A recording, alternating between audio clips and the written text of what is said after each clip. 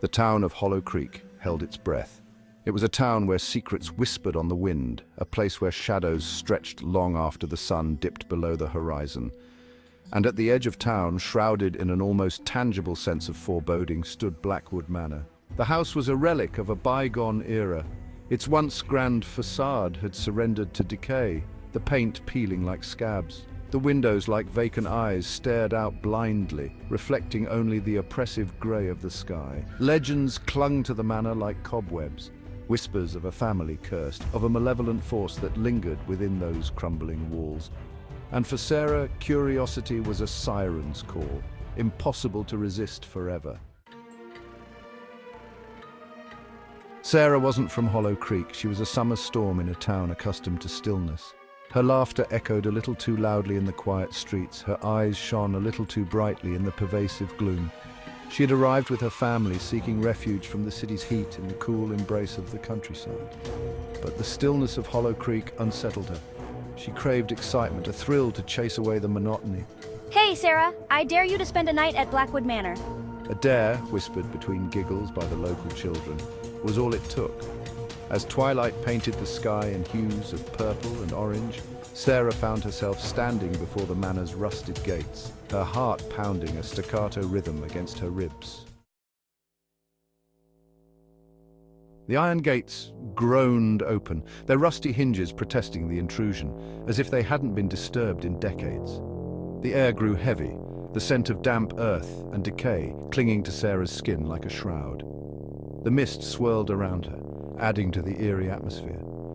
She took a hesitant step onto the overgrown path, each footfall a whisper against the oppressive silence. The crunch of leaves underfoot was the only sound in the stillness.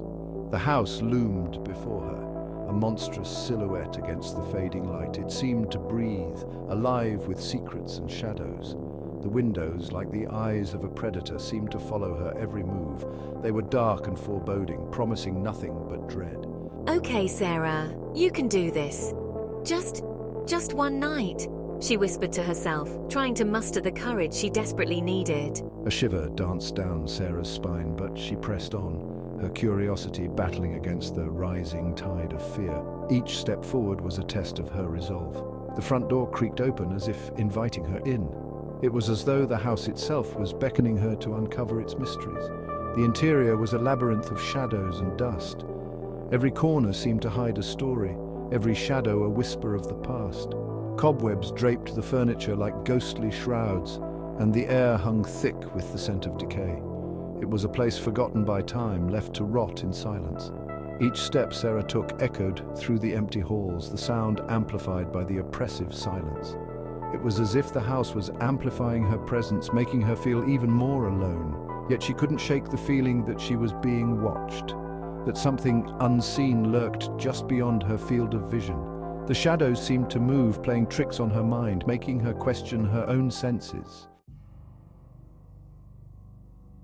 A narrow staircase hidden behind a tapestry thick with dust led to the attic.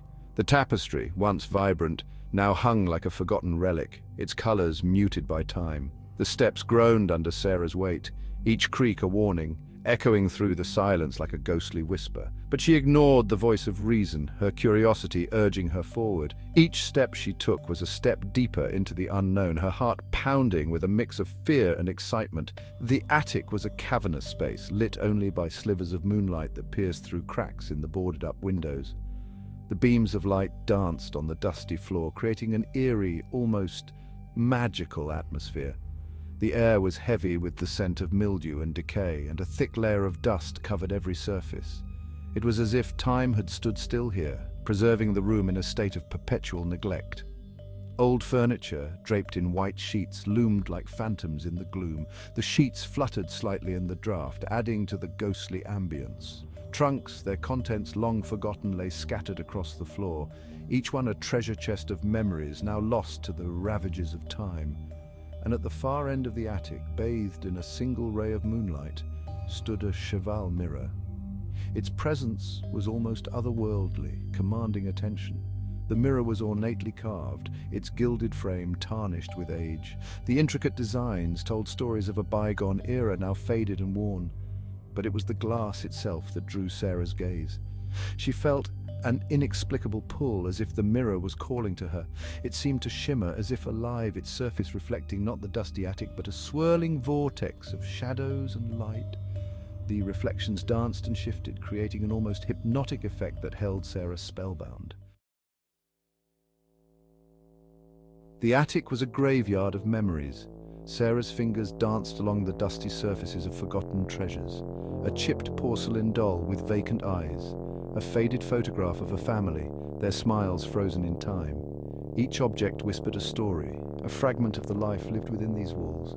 The air hummed with the echoes of laughter and sorrow, of secrets whispered and dreams shattered.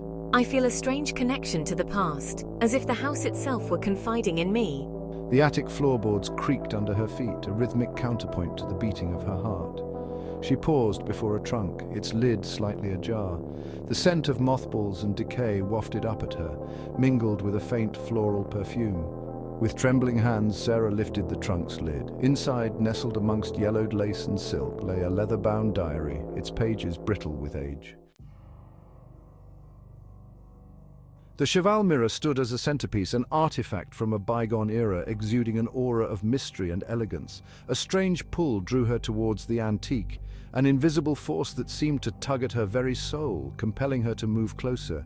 It was as if the mirror itself was beckoning her, whispering promises of untold secrets and hidden truths waiting to be unveiled. What is this feeling? Why can't I look away? It's like the mirror has a life of its own, drawing me in deeper. She reached out, her fingertips brushing against the cool, smooth surface of the glass, feeling a connection that was both strange and familiar.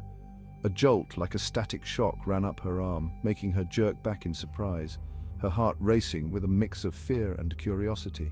The air before the mirror shimmered, the reflected image distorting, swirling like a whirlpool, as if the mirror was a portal to another realm. Fear pricked at the edges of her courage, yet she couldn't tear her gaze away, her mind racing with questions and possibilities. The swirling within the mirror intensified, the shadows deepening, twisting into grotesque shapes that seemed to writhe just beyond the surface, as if alive. A low hum vibrated through the room, resonating deep within her bones, making the very air around her feel charged with energy. The reflection shifted once more, the images within the glass morphing and changing, revealing glimpses of another world. Gone were the swirling shadows, replaced by a vision of another room, dimly lit and filled with a strange ethereal glow, beckoning her to step through and explore its mysteries. Captivated, Sarah leaned closer, her breath misting on the cool surface of the glass. Her reflection, no longer a distorted mockery, stared back at her with an intensity that sent a shiver down her spine. But it wasn't her own fear that she saw reflected in those depths. The figure in the mirror was identical to her in every way, yet there was a subtle difference, a flicker of something ancient and knowing in the depths of its eyes. The reflection's lips curved into a sad smile, a knowing smile, as if sharing a secret too terrible to utter aloud. The air crackled with unseen energy, the low hum intensifying until it seemed to vibrate within Sarah's very skull. She felt a pull, a gentle tug at her very being, drawing her inexorably towards the mirrored surface. Fear, cold and sharp, pierced through her fascination. With a gasp, Sarah stumbled forward, her momentum carrying her through the looking glass. The sensation was like falling through ice, a sudden, shocking plunge into frigid water. She cried out, but the sound died in her throat, swallowed by the oppressive silence that greeted her on the other side. She landed hard on a cold stone floor, the air knocked from her lungs. As her vision cleared, she realized with a growing sense of horror that she was no longer in the dusty attic of Blackwood Manor. She was trapped within the mirror's reflection, a prisoner in a world both familiar and terrifyingly alien. The air hung heavy, thick with the scent of decay and a cloying sweetness that sent a shiver down her spine. Panic welled up inside her, a suffocating wave that threatened to drown her. Panic seized Sarah. She pounded on the mirror's surface, her cries for help swallowed by the impenetrable glass. Her reflection mocked her, its eyes wide with a terrifying serenity, as if accepting its fate. The attic beyond the mirror shimmered, a tantalizing glimpse of the world she had left behind. She saw the dust motes dancing in the slivers of moonlight, heard the faint creak of the old house settling around her. For a fleeting moment she thought she saw a figure at the foot of the attic stairs, a dark silhouette against the faint glow emanating from the hallway. Hope surged through her, a lifeline in the suffocating grip of despair. She pounded harder on the glass, her voice hoarse from shouting. "Help me! I'm trapped!" But her words were swallowed by the oppressive silence of the mirror world. Her pleas for rescue met with only a mocking echo. The cheval mirror stood in the attic, its surface reflecting nothing but the dusty room. The only sound was the creaking of the old house, a mournful symphony that echoed through the empty halls. The air hung heavy with the weight of forgotten secrets, the scent of decay mingling with a faint, floral perfume. Blackwood Manor remained, a silent sentinel at the edge of town. The whispers continued, carried on the wind, tales of the house that stole souls, of the mirror that reflected a fate worse than death. And somewhere, trapped within the shimmering depths of the glass, Sarah's laughter echoed, a chilling reminder of the curse that held her captive. The mirror, its surface once again smooth and reflective, stood as a silent witness to the tragedy that unfolded within its depths.